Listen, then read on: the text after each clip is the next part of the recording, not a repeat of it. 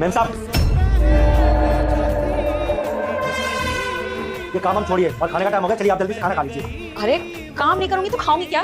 अरे मैम साहब, आप खाना नहीं खाएंगे तो काम कैसे करेंगी? और आप लोगों को भूख नहीं लगती क्या? जाइए भाई, आप लोग भी खाना खाइए और ये फाइल बंद करिए। चलिए चलिए मैम साहब, ये काम बंद करिए और पहले खाना खा लीजिए। देख रहा ना, मीटिंग चल रही है, लोग आए हुए हैं, अभी रुक जाओ। अब किसका फोन आ गया? तो फोन भी ना। हेलो, अभी मालकिन खाना खाने में बिजी है और आप लोग भी खाना खा लीजिए, लंच टाइम हो रहा है। चलिए बाद में फोन करिएगा। सनी, ये क्या किया तूने?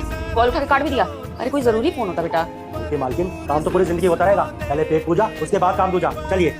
सॉरी तो बॉदर ना, बट एक बात बोलूं, पहले तो ये गरीब आपके कैबिन में एकदम से आ जाता है, उसके बाद हमारी मीटिंग के बीच में मेरी फाइल को बंद कर देता है और फिर आपका फोन आता है तो वो भी काट देता है। ऑनेस्टली स्पीकिंग, आपको तो पता ही है, आप एक बिजनेस वुमन, आपके पास कितने इंपॉर्टेंट कॉल्स आते होंगे। अगर ये इंपॉर्टेंट कॉल होता तो, अगर आपका लॉस हो गया तो हो सकता है आपकी ये प्रॉफिटेबल डील है, पर इस लड़के ने तो फोन ही काट दिया।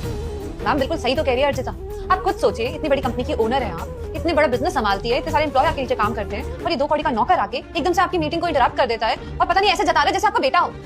और तू 2 कौड़ी के नौकर, दिख नहीं रहा मीटिंग कर रहे हैं यहाँ पे हम? चुपचाप से जा, बाद में खाना खा लेंगे हम, निकल। मैम साहब, हमें माफ कर दीजिए। दरअसल बात यह है कि आज मैम साहब ना घर से जल्दी जल्दी में चली आई थी, नाश्ता करके नहीं आई थी। उनको दवाई भी खानी होती है, उनकी तबीयत ठीक नहीं रहती है।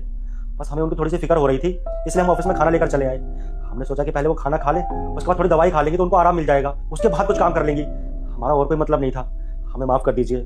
हाँ, तुम्हें पता भी कैसे होगा, गरीब जो। तुम्हें पता है यहाँ पे कितनी इंपॉर्टेंट मीटिंग्स होती है, कितने बड़े बड़े लोग आते हैं यहाँ पे। एक ड्रेसिंग सेंस होता है, कपड़े पहनने का तरीका आना चाहिए कि आप कौन से कपड़े पहन के कहाँ आ रहे हैं। और खुद की हालत देखो, कैसे फटीचर जैसे कपड़े पहन रखे हैं तुमने।